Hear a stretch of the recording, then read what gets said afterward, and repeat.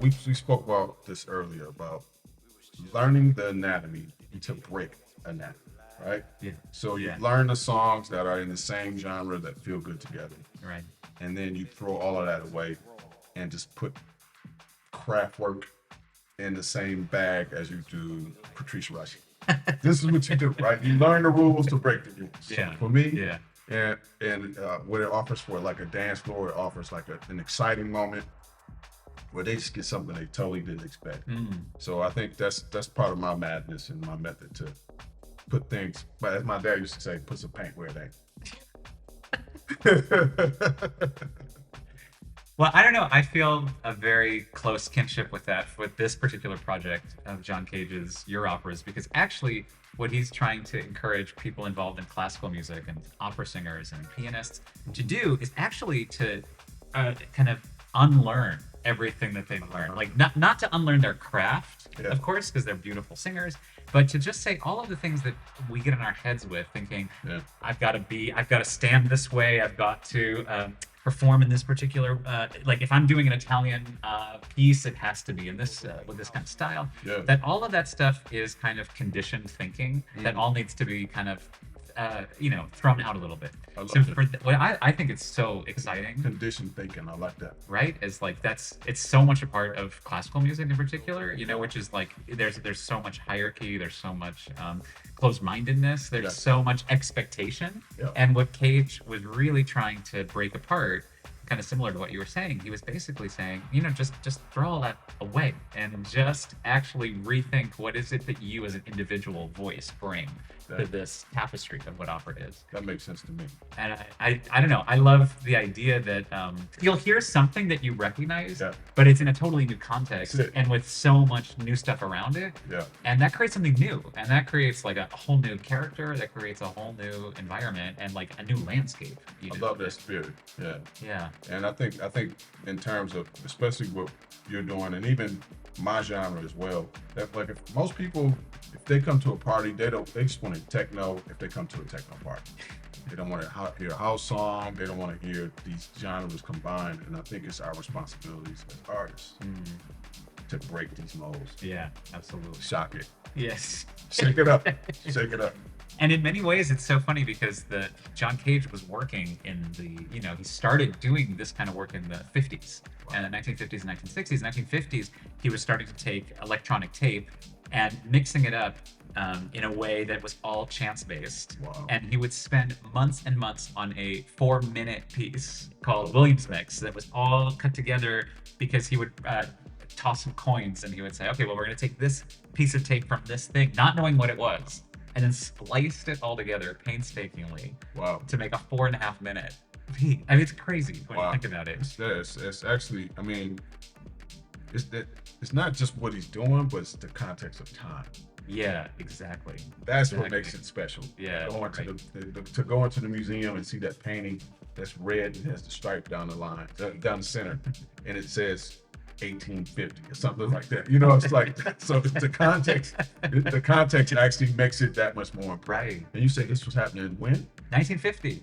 Right, so this was all handmade, and also he didn't know what was on any tape, right? And so it was when he played it for the first time, it was just, who knows, and yeah, exactly. And I don't know, that spirit is, what I love about that spirit, and it's the challenge for each of the opera singers involved in this piece is to actually kind of turn their ego off a little bit and just be with the music as it unfolds and not worry so much about, am I doing this right? Am I doing that wrong? Yeah. But just realizing that there's so little that they control, Yeah. that all they can do is just be right where the music is. And there's something incredibly beautiful about that, I think. This sounds like life. Yes. This sounds like life. Like you're not controlling anything. You're just going with the flow. I think that's, and I think that's, for me, that's what I hope an audience, for anything that, not just John Cage might be a bit of an extreme, Yeah. but I think that an audience comes to a piece of music because they want to take something out of it and bring it with them into their everyday life. The experience of hearing music, like what can they do while they're listening to a piece that they can, transform in their everyday lives. Theater is in many ways just kind of a practice for living. Yeah. And that notion that's what it's for, is for us to actually realize how miraculous it is to be alive, how surrounded by, Wow. by surrounded by impressions, by colors, by sounds, and actually none of it's organized, right? We go down the street Wow. here, Yeah. and we're, confronted by so many different, Yeah. and somehow everyone kind of wonderfully stays out of each other's way. It's like the ballet. It's like the ballet of the unknown. Exactly. Yeah, you're just dancing and moving around with this energy. So every night will be different, is what you're saying. Every night will be slightly different. Okay. It's not improvised though. So like the singers, we have made selections for everybody based on chance. So they've chosen their arias, but everything else is based on chance. What they're wearing, Wow. what time they start singing, where they stand on stage, Wow. and they don't have any idea what's happening around them. Wow. So they just know I have to move to square 6, and at square 1 might be somebody singing something totally different at the same exact time, and they have to just stay in this zone of concentration for this entire time. So it's an experience for the performers and for the audience. For sure. I think I think it could be transformative for both sides. That's what it feels like. You know? It feels like, yeah. Because, for an audience that's so used to coming to the opera and following one story, suddenly they're going to come and there are many stories they can follow, And the most important one is the one that they come up with themselves. The one that they put, that's related to their own day. Yeah, exactly. So it's going to be, and for the artists, who are so trained in thinking a certain way about their own performance, they kind of have to relinquish a lot of control. Like there's a lot of surrender that's involved with That's what it feels like. Yeah. Well, how does that affect you though? Well, for me, what I've learned a lot as a director, so much of my own craft comes from deciding this works well with this, and like if I put this color right, exactly. Yeah, this record works right. Yeah. And I know that, but the thing is, then you start to get into kind of familiar patterns. You know what I mean? You start to think, well, I know if I mix this and I mix this, I'll get a certain result from the crowd. Exactly. Yeah. And instead, I can't do that with something like John Cage's work, right? Mm-hmm. In fact, every time I want to be clever, or I want to say, oh, if I do this, it's going to get, people will laugh, or people will get into it, and that has to be completely out of the equation. So you got to remove that reflex. Exactly. Yeah.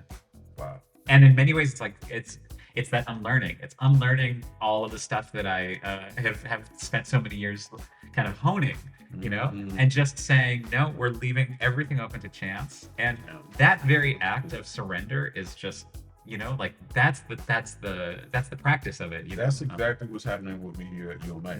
I'm finding that the tools that got me to this space no longer serve me, and I need to throw that stuff away and have it back. So I'm learning as I go. Yeah. And it's nice to submit to that energy. It's like with a good DJ set, and when you perform really well is when you don't know what you've just done.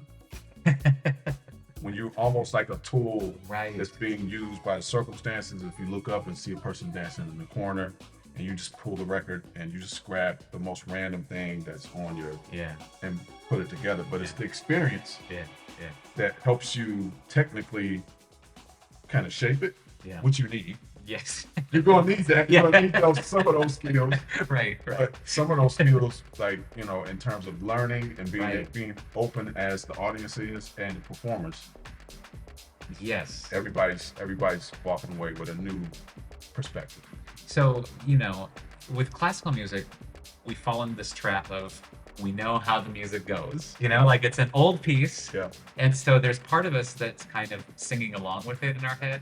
And so there's like the sense of expectation, like, okay, here comes the high note. Okay, the orchestra is swelling. It's going to get into this big. Yeah. So, none of that exists in this piece, Psychable, right? So there's no you can't go along with an expectation. You can just only be in the present moment. And if you're not in the present moment, you'll be very frustrated. Right, you say, well, where is that big climax? Yeah. Why can't I hear that exactly the way I remember it? Yeah. And the point is to actually just let it go and just be with the amazing things that emerge as they come up. So it's a big challenge for an audience that's so used to going on a very particular ride. And that's the provocation, I think Cage was all about. If I did your job, I would have less hair than I have. I'm gonna start wearing a hat. Listen, not yet. You know, just when the clothes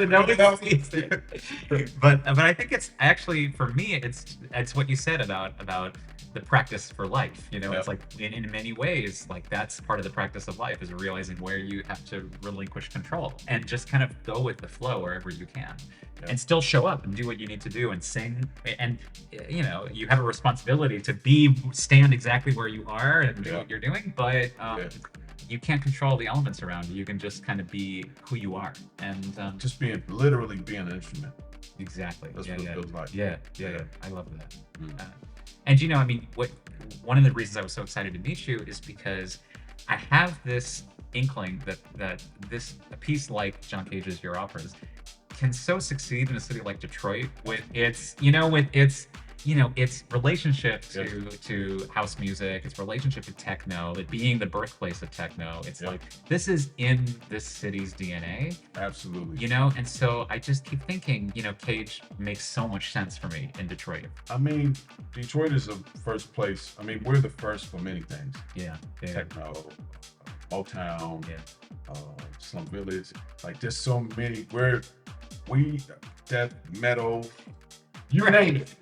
You name it. Like, we are the people who are innovating these spaces. Yeah. And I think that this will offer your audience something so fresh and brand new. But simultaneously, they'll come with great expectations, Yeah. but leave with none. Yeah. If that makes sense. Yeah. If that makes sense. You know? Yeah. It's like, so I think this is That's I think this is a great place for it. I think so too. And, you know, I was thinking when I was listening to you, just thinking, wow, you know, you're using all pre-existing music, Right.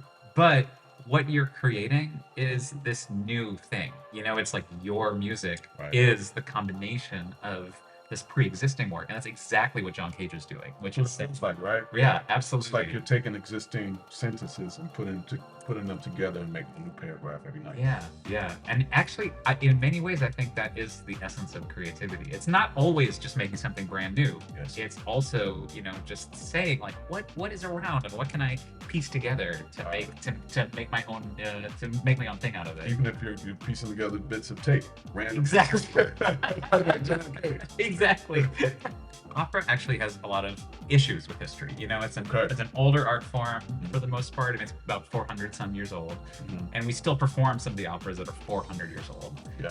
And I think for a lot of people, they think of opera as a place for these old works to be just constantly repeated and repeated with no new intervention. And I actually don't think that has anything to do with opera. Like, I think opera is instead like trying to take this older music and finding ways to really infuse new blood into it, right? Absolutely. And part of that with Cage, what's so radical about it is to say that it's all pre-existing work, kind of like what we hear with you, but it's like we're gonna put it in a brand new context, so we actually are creating this new transfusion. This is it. You know, and I don't know, I find that really, really exciting to think about history in that way. I couldn't agree with you more. I think Detroit has a huge legacy that is undeniable to the world. Mm-hmm. You know, again, we are first for many things. Yeah. However, I believe that it's our job to know just enough to know nothing. What we should be doing is we should be sampling these older ideas, reinterpreting them, remixing them, rethinking them. Yeah. And that's our responsibility. That's right. Because a lot of those guys wouldn't play our music. You know, so Right. To some degree, it's up to us to honor them. Yeah. But we kind of have to. We got to push it along. Yeah, I totally agree. And Yes. I think this, for me, it also challenges something that I also think is for me, I struggle with opera, which is this overbearing idea of this kind of genius author. Like, there's a single author, and you can't ever mess with, it's usually his work, right? Like, you can't do anything with that work. You have to do it exactly as it is. Yeah. And I find that really stifling. Like, Yes. you know what I mean? Like, Stifling is the right word. you just can't do anything with that. It's like like there's no oxygen. It's like music that you can't sample. Right. That's it. Yeah. That's it. And like, you know, I mean, for Detroit opera, you know, one of the first things that I did in Detroit Opera was actually, when we reopened the theater, was to do La Boheme, the Puccini opera, but in reverse order. So we started with the last act, and then we worked our way back to Act One. And I think that was a really interesting question for people, was thinking, Yeah. well, how do you rearrange these pieces? And I think, well, the same way you would sample pieces of music. I And love just think of like a shuffle in a way, you I know? love that. And I want to keep exploring that, I think, because I think that there's so much, you just heard everything totally different, you know? There's no reason to continue to recreate the same link. Right. To be the same old change, same old situation. Right. It's our job to innovate with new ideas, new Right. perspectives, Yeah. and new folks. Yes. Like Yes. these, Yes. like you said, like it's traditionally like this ideal person that's Totally. doing this thing. Right, exactly. Like, listen, you've had your time. You did what you were supposed to do. That's right. Thank you for the inspiration. That's right. Now, Right. We'll take it from here. yeah, kind of step aside. But you see these pictures of, like, you know, Verdi and Wagner and these opera composers, and they're all this, like, these stern-faced, you know what I mean? They're all like, and they all have this mystique of, like, they're these divine powers, you know? That's And it. I don't think that's helped us at all. You It's know? actually harmful. Yeah. Because it Yeah. makes it not approachable. Exactly. Yeah. And it also instills a bit of entitlement for Yes. folks that come and expect to hear the same old thing over and over and over and over. Exactly. And as we know, entitlement, we learn nothing from it. No, It never works. No. It's never helpful for the person that it's happening for or against. And Right. we got to break the rules. Exactly. That's it. Exactly. And I think for us, especially, or even as a DJ, what I'm doing is my job to be able to go into these spaces. And you hired me to break the rules. You hired me to give me that moment, like, oh, wow, did he really play that? You know? And that's just part of the cost. That's love that's that. part of what you get. I think there's a beauty in that, Yeah, me too. to be honest. Yeah, me too. I think there's a beauty in the unexpected. There's a beauty in the unperfect. You know, sometimes, you know, every song doesn't mix perfectly. Right. There are protocols on these machines that allows you to basically hit a button and it'll sync itself. It will. It'll drive. It's like a car that will drive Wow, itself. really? Auto. There's no Autopilot. way that I will autopilot. Yeah. I couldn't do it. Right. I feel like I'm cheating myself. I'm not giving myself the experience that Yeah. I want to share with the audience. Yeah. So Awesome. That's awesome. Well, that's great. Yeah, so imagine there's just zero autopilot. There's zero. I think that's the only way to live life. Totally.